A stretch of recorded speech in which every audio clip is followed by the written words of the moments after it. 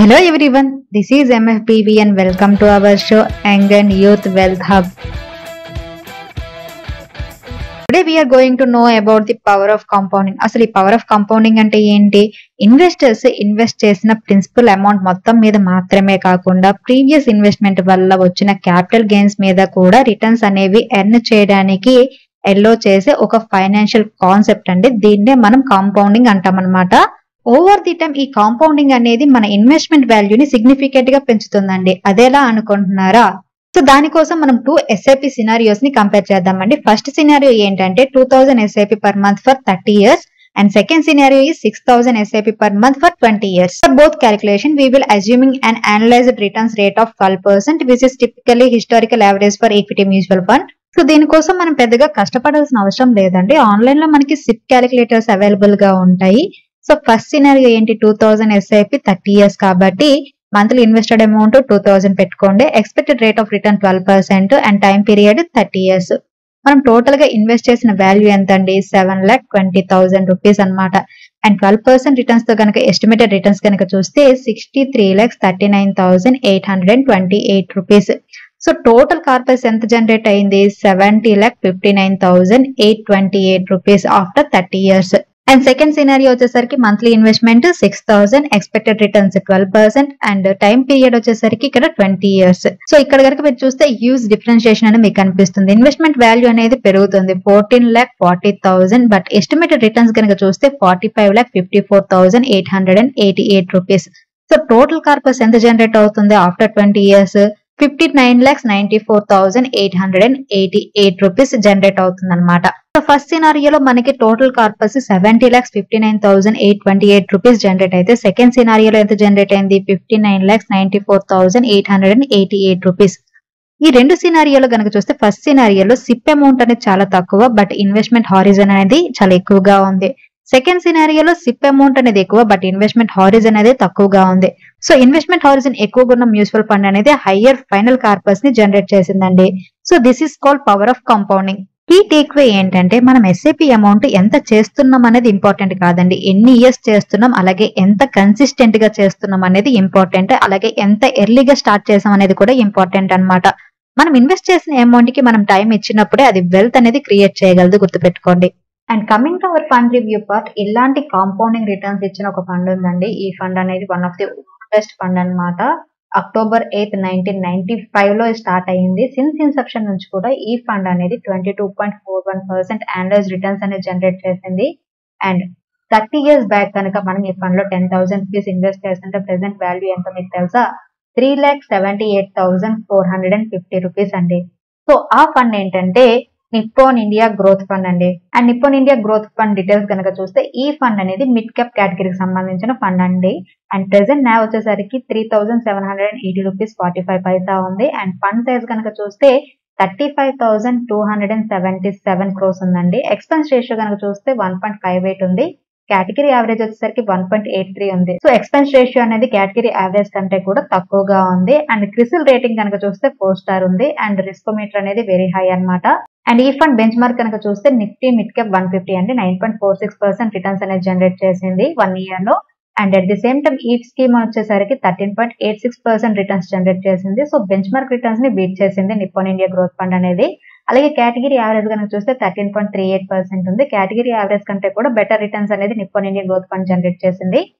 And fund returns కనుక చూస్తే last 1 year back కనుక మనం ఈ ఫండ్ లో 10,000 రూపీస్ ఇన్వెస్ట్ చేస్తుంటే ప్రెసెంట్ వాల్యూ ఎంత తెలుసా, 11,389 రూపీస్ అండి. 13.86% రిటర్న్స్ అనేది జనరేట్ చేసింది. అది 2 years బ్యాక్ కనుక మనం 10,000 ఇన్వెస్ట్ చేస్తుంటే present value 17,658 rupees. And annual returns కనుక చూస్తే 32.83% రిటర్న్స్ జనరేట్ చేసింది. 5 years బ్యాక్ కనుక మనం ఈ ఫండ్ లో 10,000 ఇన్వెస్ట్ చేస్తుంటే ప్రెసెంట్ వాల్యూ 30,458 రూపీస్ అండి. 24.92% రిటర్న్స్ అనేది జనరేట్ చేసింది. అండ్ 10 years బ్యాక్ కనుక మనం 10,000 ఇన్వెస్ట్ చేస్తుంటే ప్రెసెంట్ వాల్యూ 47,013 రూపీస్ అనమాట. 16.72% రిటర్న్స్ అనేది జనరేట్ చేసింది. అలాగే సిన్స్ ఇన్సెప్షన్ అంటే October 1995 లో కనుక మనం 10,000 ఇన్వెస్ట్ చేస్తుంటే ప్రెసెంట్ వాల్యూ వచ్చేసరికి 3,78,456 రూపీస్, అరౌండ్ 22.41% యాన్యువల్ రిటర్న్స్ అనేది జనరేట్ చేసింది. అండ్ సిప్ రిటర్న్స్ కనుక చూస్తే లాస్ట్ 1 year లో కనుక మనం 1,000 రూపీస్ తో ఈ ఫండ్ లో SIP స్టార్ట్ చేస్తుంటే ఇన్వెస్ట్మెంట్ వాల్యూ వచ్చేసరికి 12,000, టోటల్ గా ప్రెసెంట్ వాల్యూ వచ్చేసరికి 12,065 రూపీస్ ఉందన్నమాట. అండ్ 3 years బ్యాక్ కనుక మనం ఎస్ఐపి 10,000 రూపీస్ తో స్టార్ట్ చేస్తుంటే investment value 36,000, present value 52,219 rupees అండి. 45% రిటర్న్స్ జనరేట్ చేసింది. అలాగే 10 years బ్యాక్ కనుక మనం 1000 రూపీస్ తో ఎస్ఐపి స్టార్ట్ చేస్తుంటే ఈ ఫండ్ లో ప్రెసెంట్ ఇన్వెస్ట్మెంట్ వాల్యూ వచ్చేసరికి 1,20,000 అండ్ కరెంట్ వాల్యూ వచ్చేసరికి 3,57,795 రూపీస్ అండి. 198% రిటర్న్స్ అనేది ఫండ్ ఇచ్చింది లాస్ట్ 10 years లో. అండ్ ఫండ్ పోర్ట్ఫోలియోలో ఏ స్టాక్స్ ఉన్నాయో మనం ఒకసారి చూద్దామండి. టోటల్ గా మనకి ఈక్విటీ హోల్డింగ్ అనేది 99.16% ఉందన్నమాట. అండ్ నెంబర్ ఆఫ్ స్టాక్స్ వచ్చేసరికి 97 అండి. లార్జ్ క్యాప్ లో 10.77% ఇన్వెస్ట్ చేస్తే మిడ్ క్యాప్ వచ్చేసరికి 44.23% అలొకేట్ చేశారు. అలాగే స్మాల్ క్యాప్ కి 12.27%, అదర్స్ కి 31.89% అలొకేట్ చేయడం జరిగింది. అండ్ ఈ ఫండ్ పోర్ట్ఫోలియోలో టాప్ 10 స్టాక్స్ కనుక చూస్తే వెరీ క్వాలిటీ స్టాక్స్ అండి. First one Persistent Systems, computers and software consulting లో ఉంది. టోటల్ హోల్డింగ్స్ లో 3.07% అలొకేట్ చేశారు. తర్వాత BSE one of the multi bagger stock అన్నమాట. Exchange and data platform sector లో వర్క్ చేస్తుంది. దీనికి 2.86% అలొకేట్ చేశారు. తర్వాత Fortis health care hospital sector లో ఉంది. 2.70% అలొకేట్ చేశారు. తర్వాత PFC power finance corporation limited అండి, ఫైనాన్షియల్ ఇన్స్టిట్యూషన్ అన్నమాట. దీనికి 2.54% అలొకేట్ చేశారు టోటల్ హోల్డింగ్స్ లో. తర్వాత ఓల్టస్ లిమిటెడ్ అండి, హౌస్ హోల్డ్ అప్లియన్సెస్ సెక్టర్ లో వర్క్ చేస్తుంది. 2.54% అలొకేట్ చేశారు. తర్వాత federal bank of India private sector bank, దీనికి 2.27% అలొకేట్ చేశారు. తర్వాత Dixon technologies, this is the one of the multi bagger stock, consumer electronic sector లో వర్క్ చేస్తుంది. 2.19% అలొకేట్ చేశారు. తర్వాత వరుణ్ బెవరేజెస్ అదర్ బెవరేజెస్ లో వర్క్ చేస్తుంది. దీనికి 2.17% అలొకేట్ చేశారు. And Cholamandalam financial and holding limited అండి, Murugappa group of company investment company అన్నమాట. దీనికి టోటల్ హోల్డింగ్స్ లో 2.12% అలొకేట్ చేశారు. తర్వాత భారత్ ఫోర్జ్ లిమిటెడ్ అండి, కాస్టింగ్ అండ్ ఫోర్జింగ్ సెక్టర్ లో వర్క్ చేస్తుంది. దీనికి 2.01% అలొకేట్ చేయడం జరిగింది. అండ్ ఫండ్ రిస్క్ రేషియోస్ కనుక చూస్తే స్టాండర్డ్ డీవియేషన్ అనేది హై వాలిటాలిటీని ఇండికేట్ చేస్తుందండి. లాస్ట్ 3 years లో ఫండ్ చాలా వాలిటాలిటీగా ఉందన్నమాట. 15.78 ఉంది. అలాగే బీటా కూడా హై వాలిటాలిటీని ఇండికేట్ చేస్తుంది. కేటగిరీ యావరేజ్ అనేది 0.89 ఉంటే Nippon India growth fund beta అనేది 0.93 ఉంది. అంటే సిమిలర్ ఫండ్స్ తో కంపేర్ చేసినప్పుడు ఈ ఫండ్ అనేది మోర్ వాలిటాలిటీని ఇండికేట్ చేస్తుంది. అలాగే షార్ప్ రేషియో కనుక చూస్తే better risk adjusted returns indicate చేస్తుంది. అలాగే ట్రెనస్ రేషియో కూడా better risk adjusted returns indicate చేస్తుంది. జెన్సన్ ఆల్ఫా కూడా బెటర్ రిస్క్ అడ్జస్టెడ్ రిటర్న్స్ ని ఇండికేట్ చేస్తుంది. కంపారిజేషన్ కనుక చూస్తే ముందుగా మోతీలాల్ ఓస్వాల్ మిడ్ క్యాప్ అనేది నిపాన్ ఇండియా గ్రోత్ ఫండ్ ని అవుట్ పర్ఫార్మ్ చేసిందని చెప్పుకోవచ్చు. క్రిజల్ ర్యాంక్ 5 ఉంది. లాస్ట్ 1 year లో ఫండ్ 31% రిటర్న్స్ జనరేట్ చేసింది. 3 years లో 28% రిటర్న్స్ జనరేట్ చేసింది.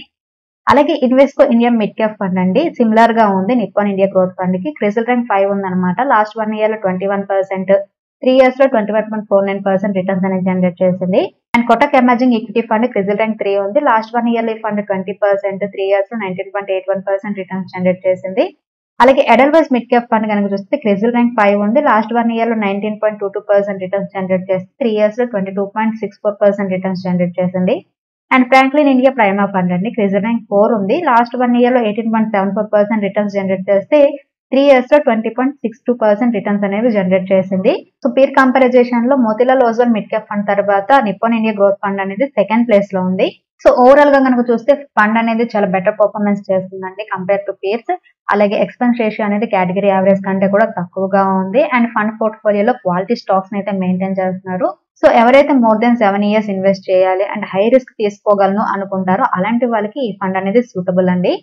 మ్యూచువల్ ఫండ్స్ లో మనం ఇన్వెస్ట్ చేసేటప్పుడు గవర్నమెంట్ ఎస్టీటీ కలెక్ట్ చేస్తుందండి. ఎస్టీటీ అంటే తెలుసా? Security transaction tax. మరి మ్యూచువల్ ఫండ్ లో ఎస్టీటీ ఎంతో మీకు తెలిస్తే కింద కామెంట్ చేయండి. ఇది ఈ రోజు వీడియో. ఈ వీడియో కేవలం ఎడ్యుకేషన్ అండ్ ఇన్ఫర్మేషన్ పర్పస్ మాత్రమే చేసింది. For more informative videos please subscribe our GK channel. Thank you for watching. Have a good day.